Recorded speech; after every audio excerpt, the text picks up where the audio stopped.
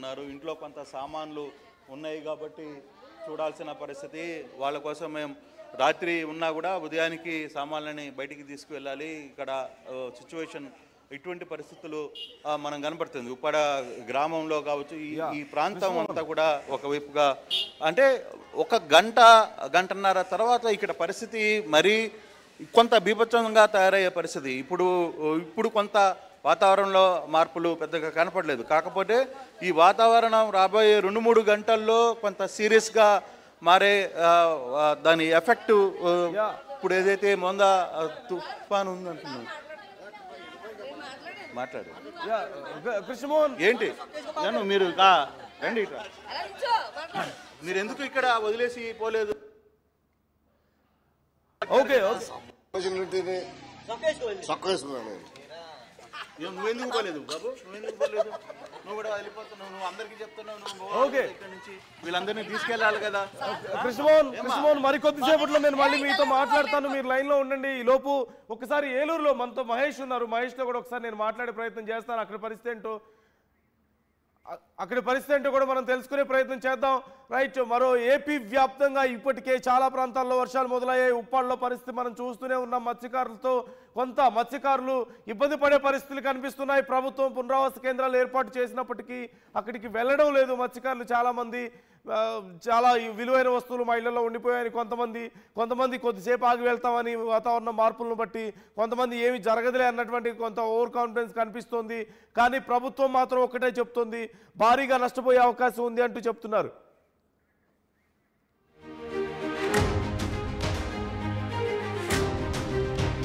మొత్తం కోస్తా ప్రాంతం మీద ఇప్పటికే తుఫాన్ ఎఫెక్ట్ స్టార్ట్ అయింది. మరికొద్ది సేపట్లో తీవ్ర తుఫాన్ గా మారబోతోంది.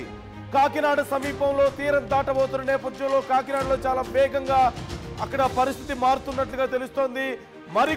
మరికొద్ది సేపట్లోనే ఇప్పటికే పరిస్థితి మనం చూస్తున్నాం. ఇప్పటికే 8 అయింది టైం. మరొక గంట సమయంలోనే అక్కడ పరిస్థితి మారిపోయే అవకాశాలు ఉన్నాయి.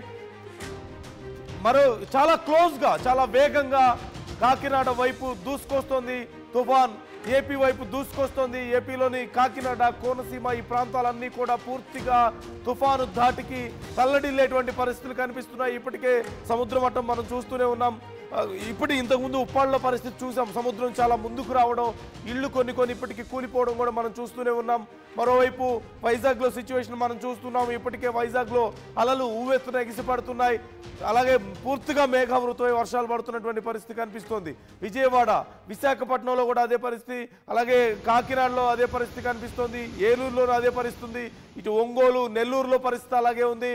మొత్తం రాయలసీమ ప్రాంతం మీద కూడా వర్షాలు పడుతున్నట్లుగా తెలుస్తోంది. చిత్తూరులో అదే పరిస్థితి ఉంది. తిరుపతిలో ఇప్పటికే వర్షాలు పడుతున్నాయి. మరోవైపు అటువైపు చెన్నైలో కూడా వర్షాలు పడుతున్నట్లుగా తెలుస్తోంది. తెలంగాణలోను నల్గొండ, అలాగే అటువైపు సూర్యాపేట, నల్గొండ, ఈ ఖమ్మం ఈ ప్రాంతాల్లో కూడా వర్షాలు పడుతున్నట్లుగా తెలుస్తోంది. తెలంగాణలో మొత్తం 19 జిల్లాలకు వర్ష సూచన ఇప్పటికే ఉంది. భారీ వర్షాలు పడే అవకాశం ఉందంటూ వాతావరణ శాఖ హెచ్చరికలు జారీ చేసినటువంటి పరిస్థితి మనం చూస్తూనే ఉన్నాం. చాలా వేగంగా తుఫాన్ దూసుకొస్తున్న పరిస్థితి మనకు కనిపిస్తోంది. ఇప్పటికే ఈదురుగాలు మొదలవుతున్నాయి. వైజాగ్లో ఇప్పటికే ఈదురుగాలు మనం చూసాం. సుమారుగా 30 నుంచి 40 కిలోమీటర్ల వేగంతో ఈదురుగాలు ఇప్పటికీ కనిపిస్తున్నాయి. అవి దాని తీవ్రత పెరిగి మరికొన్ని గంటల్లోనే 90 కిలోమీటర్లకు చేరేటువంటి అవకాశం ఉంది. వాటి వేగం 100 కిలోమీటర్లకు చేరేటువంటి అవకాశం కనిపిస్తోంది. అలాగే ఒక్కసారి సముద్ర తీర ప్రాంతంలో ఉన్నటువంటి పరిస్థితి ఒక్కసారి మీరు చూడండి. మెయిన్ తీర ప్రాంత ప్రజలు భారీగా నష్టపోయేటువంటి అవకాశం కనిపిస్తోంది. సో జాగ్రత్తగా ఉండండి, నెగ్లెక్ట్ చేయొద్దు. మరోవైపు విజయవాడకు కూడా భారీ వర్షాలు ఉండబోతున్నాయంటే ఇప్పటికే వాతావరణ శాఖ హెచ్చరికలు జారీ చేసింది. విజయవాడలో వరదలు వచ్చేటువంటి అవకాశం ఉంది అంటూ చెప్తున్నట్లుగా తెలుస్తోంది.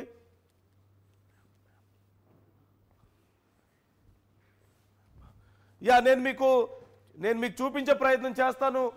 తుఫాను ఎలా కదులుతుందో, ఎటువైపు వస్తుంది అనేది నేను చూపించే ప్రయత్నం చేస్తున్నాను.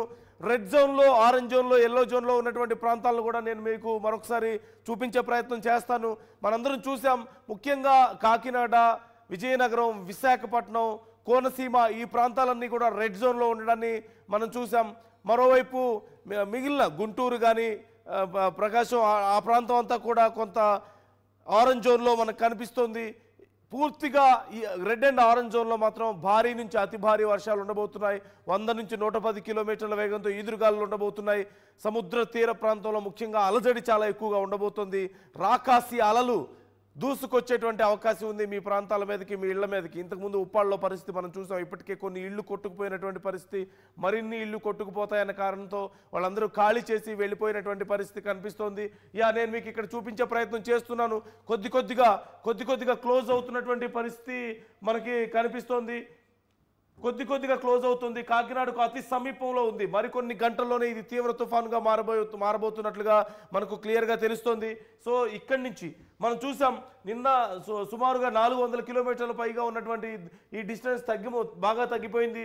సుమారుగా 300 కిలోమీటర్ల డిస్టెన్స్లో మనకు కనిపిస్తోంది. సో మరికొన్ని గంటల్లోనే అయితే పూర్తిగా కాకినాడ వరకు రావాల్సిన అవసరం లేదు. మరొక 100 కిలోమీటర్లు క్లోజ్గా వచ్చినా సరే ఎఫెక్ట్ చాలా భారీగా ఉండబోతుంది.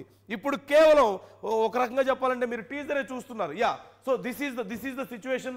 మీరు ఇక్కడ చూడొచ్చు డైరెక్షన్ ఏ విధంగా ఉండబోతుంది అనేది నేను మీకు చూపించే ప్రయత్నం చేస్తున్నాను. డైరెక్షన్ ఇలా ఉండబోతుంది. మోంతా తుఫాన్ ఎఫెక్ట్ ఎలా ఉండబోతుంది అనడానికి ఇది ఒక ఎగ్జాంపుల్గా మీరు ఇక్కడ చూడొచ్చు. కాకినాడ ఎక్కడుంది? ఈ ప్రాంతం గుండా పాస్ అవబోతుంది.